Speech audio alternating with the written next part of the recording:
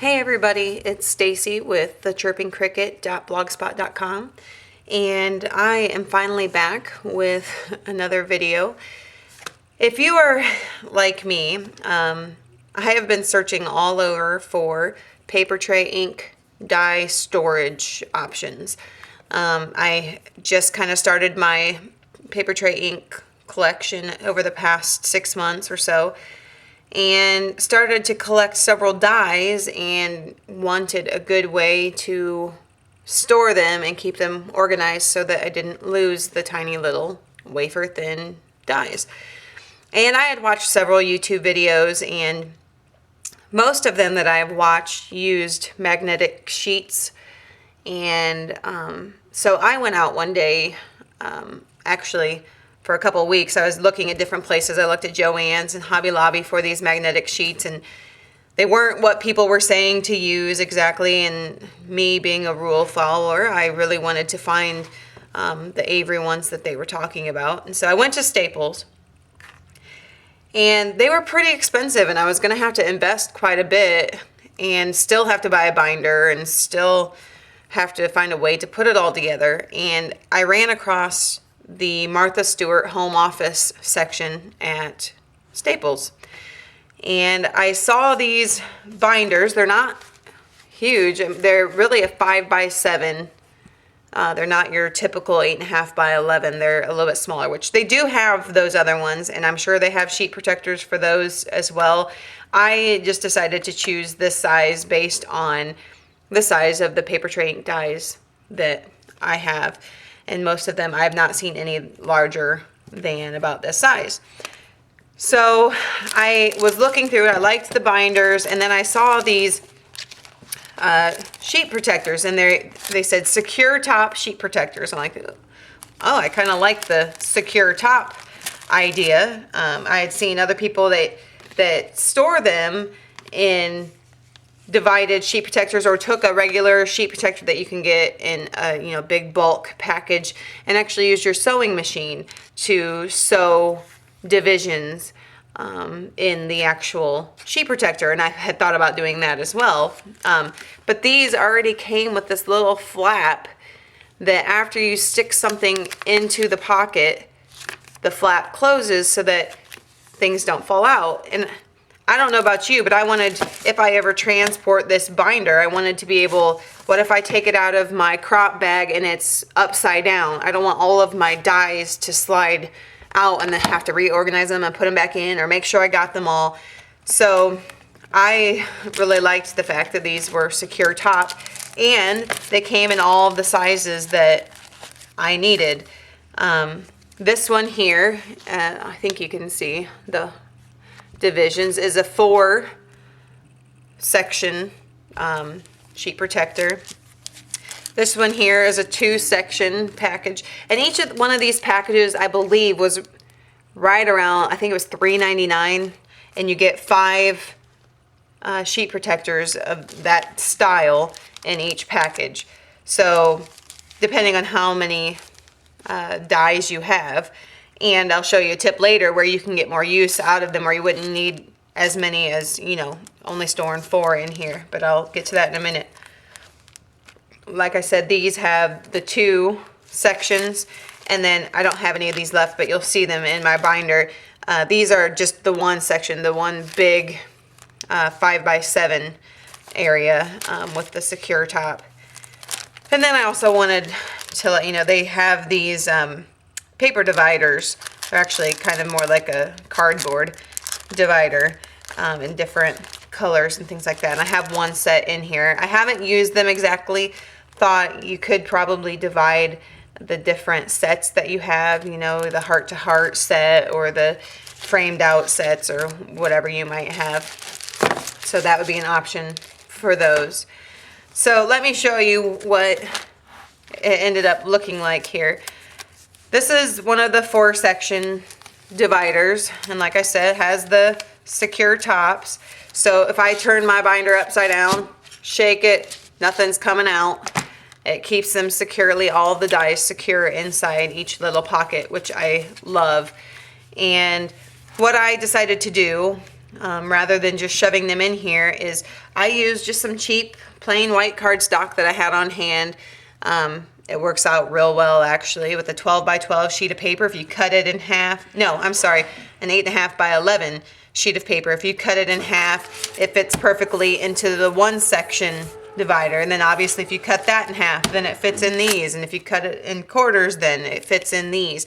So it was very simple. It wasn't like I had measuring to do to try and, you know, fit these in there.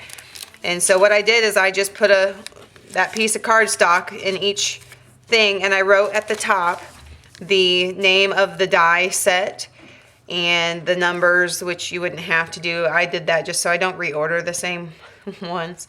And sometimes they come out with, you know, like a number 2 or whatever. But this one has, you can fit a lot. There's 5 dies right here, and it's not too bulky to fit into this small pocket here. There's still plenty of room, so I haven't ran into any issues where they don't fit. If they are too big of dies for the 4 section sheet protectors, then I move on to the 2 section and put the dies in here. Obviously this rectangle one under here wouldn't fit. It was too wide for one of these smaller ones. So I just used that in here. And then you get to the like cover plate ones or the pillow box die, which is the largest one I have, and it still fits in this 1 section sheet protector. So I haven't had any issues. The borders fit in those larger ones. And like I said, for $4 you get 5 sheets. I think the binder maybe, it was somewhere between $7 and $10. I think they may have been running a sale because when I bought it, it was close to, it was like in August when school was starting. So I think there may have been a deal going on at that time, but I still think it's somewhere between $7 and $10. So if you want to get even more use out of the sheet protectors that you buy, I think you can put another set of dies on the back side. Now, I do think it would be why I haven't done it is I don't feel like I have too much money invested that I can't get more sheet protectors at this point, but I didn't really want to have to reach behind here and try to get them out. So I haven't done that. Now with the larger ones, I don't feel like that's as big of a problem because you can always reach the dies, such as this one here. I ran out of these single section sheet protectors and I had gotten another border die, and so I just decided to put it on the back side. And since it's taller, it's not that hard to simply pull out or put back in because I don't have to reach all the way down here to grab the die. However, that is just my own personal preference. It would save you money in the long run if you wanted to also take advantage of the back sides and put dies in there as well. I'm trying to think if there's any other. I just like they allow for plenty of room. Like I said, with the one that had 4 or 5 dies in it. This one, if you have any of the cover plates, you might know that on Nicole Hetty's website, she has these direction printout things. I'm not sure what she calls them. Color planning worksheets, where if you want to do 3 colors, she lays out where you need to put those colors so that the same color is never exactly next to each other. I don't know if you can see that at all, but it's just a worksheet that she came up with, offers on her blog to print out, and I thought it was useful to have, and now I can keep it right with my die. And except I put it on the back side. And I just think that, oh, well, now it's always where I need it. Before it was just sitting in my closet next to all my paper tray stuff and was falling off the shelf, and now it's just in with the die. Same thing with the Harlequin cover plate. So, I don't know. I just thought it was an easier option not having to mess with the magnetic sheets. I thought it was cheaper. This is probably, I think, 2 sets of the 4 section one and 1 of each of the other ones, and so that would be 4 times 4, so $16 So roughly $25 to store my PaperTrey Ink dies. And obviously that will expand as I obtain more dies and whatnot, but for $4 I can go out and get 5 more sheets. So I thought it was a little bit cheaper solution, also a lot faster. I didn't have to worry about cutting up the magnetic sheets and sticking them to the inside of something, or opening the CD case that had the dies flying out because the magnetic strips weren't strong enough. I just thought this was a pretty easy way to store those. One other quick tip, it's not die storage, but it is still PaperTrey Ink storage. I can't remember, I feel like I saw this somewhere, and knowing me, it was probably on Christina Thomas's YouTube channel, which is Creations with Christina, because she does a lot of PaperTrey Ink orders, and she shows a couple of ways that she stores things. But I have started to collect several of the mini stamp sets, which are their $5 stamp sets on their site, and they come in just a little plastic, you know, kind of like most stamps do, whereas the bigger PaperTrey Ink stamps come with an actual CD case and a way to organize them in the CD cases and all that kind of thing to keep them contained. These do not come with the CD cases, and rather than, you know, trying to create my own CD cases to store these or buy my own, I just decided, I think she may have done this, but I just punched holes in the top corner of the stamp set and have contained them with these binder rings, which allow them to grow, like, and kept my sets together. So this is like the Heart to Heart series, or what I have of it.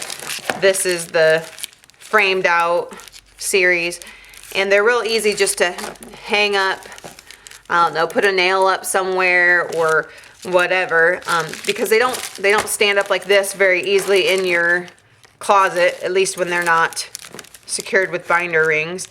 And I was just having a hard time keeping them organized, and so I thought keeping them together with these binder rings and hanging them up was an easier storage option for me. So that's just a side note, something I thought I would quickly share as an option too. I figured maybe if you were doing PaperTrey Ink Dies, you might have some of the mini stamp sets as well. So I hope that maybe this solution will work for some of you. Maybe you've been looking for a way to store your PaperTrey Ink dies, or any wafer-thin dies for that matter. It doesn't have to be the PaperTrey Ink ones.